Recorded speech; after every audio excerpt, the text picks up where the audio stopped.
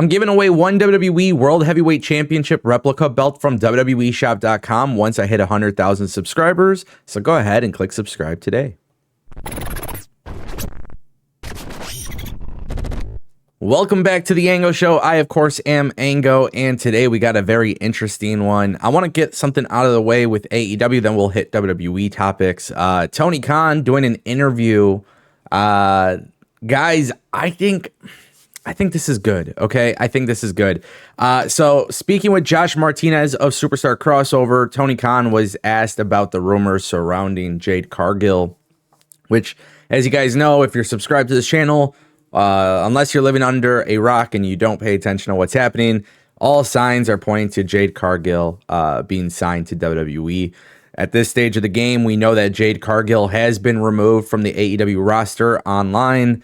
It's pretty obvious that she's gone, right?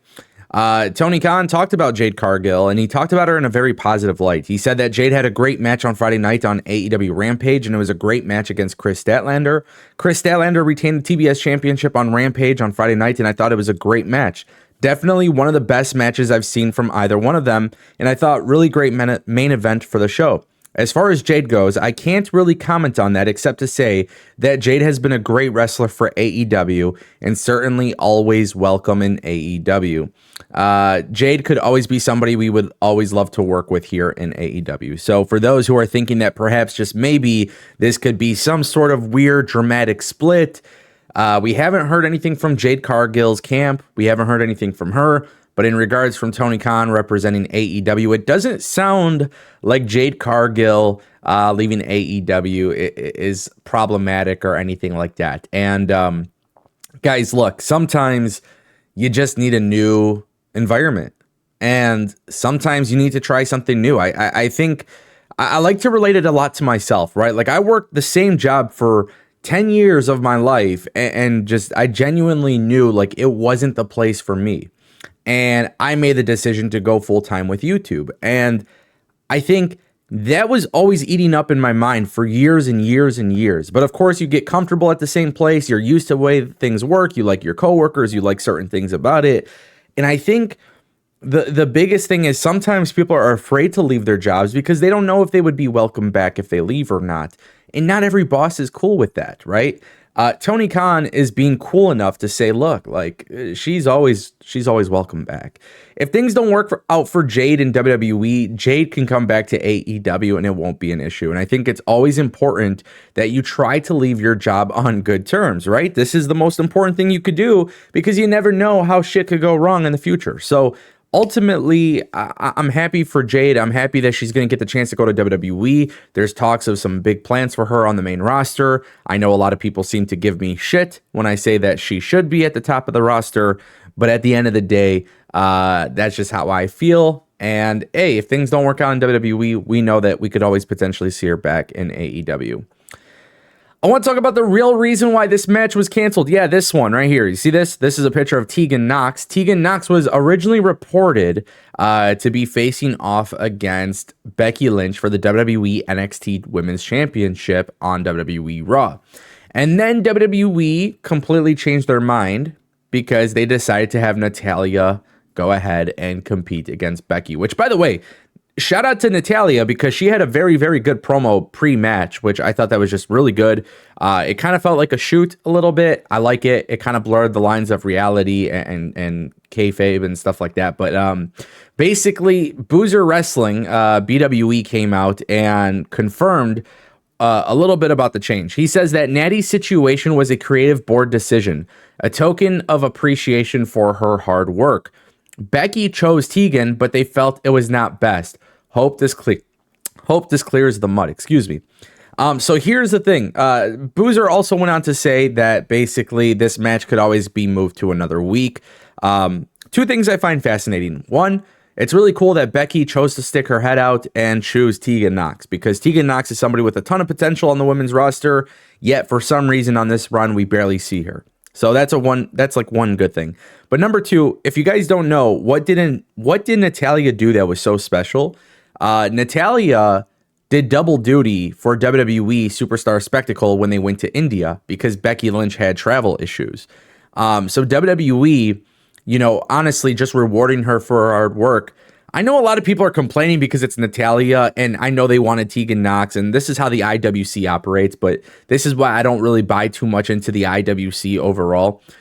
If you worked a job and you're doing double duty, right, and you're doing all of these things for your company, let alone traveling to another country, and you're helping out in a massive way, you should be appreciated. And I think it's tough because the WWE and AEW roster is so big and so heavy that you can't obviously please absolutely everybody. But in my opinion, I do think it's a good thing to see when people are rewarded for the good things that they're doing, right? Look, it was an open challenge. It's not like Natalia or Tegan Knox or any of these people are going to beat Becky Lynch on WWE Raw. But the idea of giving them a big-time matchup is a good thing. I think WWE giving it to Natalia, it's totally valid. If Boozer is 100% accurate here, I think Tegan Knox could get another match at any point in time, and it wouldn't be a big deal.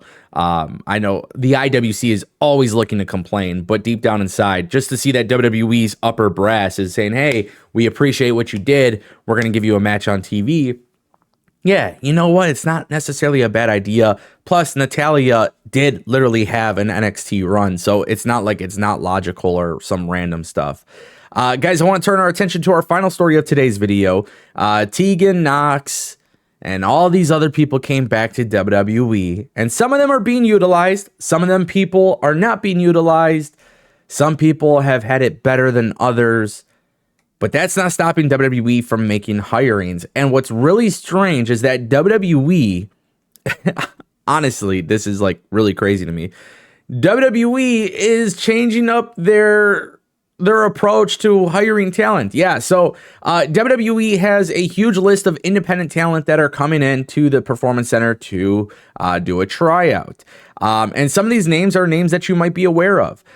They have Davey Gold from the Monster Factory. They have Jay Malachi from Deadlock Pro Wrestling. You might have also seen him on AEW Dark. MLW's Richard Holiday. Guys, we talked about Richard Holiday potentially signing with AEW. There was rumors that WWE and AEW could be interested in him. Very, very good fit for either company. Fit Finley's son, Brogan Finley. We got wow, there's so many more. Hollywood Haley J from OVW's Wrestlers documentary. Valentina Rossi from AEW Dark. Maddie Renkowski, who also used to be on AEW Dark Plus, is on NWA. Here's the thing, guys. WWE is bringing indie talent in again. And it's going to be really interesting. It's a different strategy, and WWE will probably have multiple signings from these tryouts. But WWE for a while was only looking at collegiate athletes, and they were doing the NIL program, and that was a big part of their recruiting strategy. That doesn't seem to be the case this time. It looks like WWE is actually looking at bringing in indie talent. The fact is, some of these people could very well be signed. There's new signings that WWE is looking to make. I don't know what Endeavor's whole plan is here, but keep in mind this is Endeavor related because now TKO Group Holdings is the new thing. I'm geeked to see what happens. I think a lot of these people could actually potentially fit WWE style of television. Only time will tell. What do you guys think? Let me know. Don't forget, I'm giving away one WWE World Heavyweight Championship replica belt once I hit 100,000 subscribers. Peace.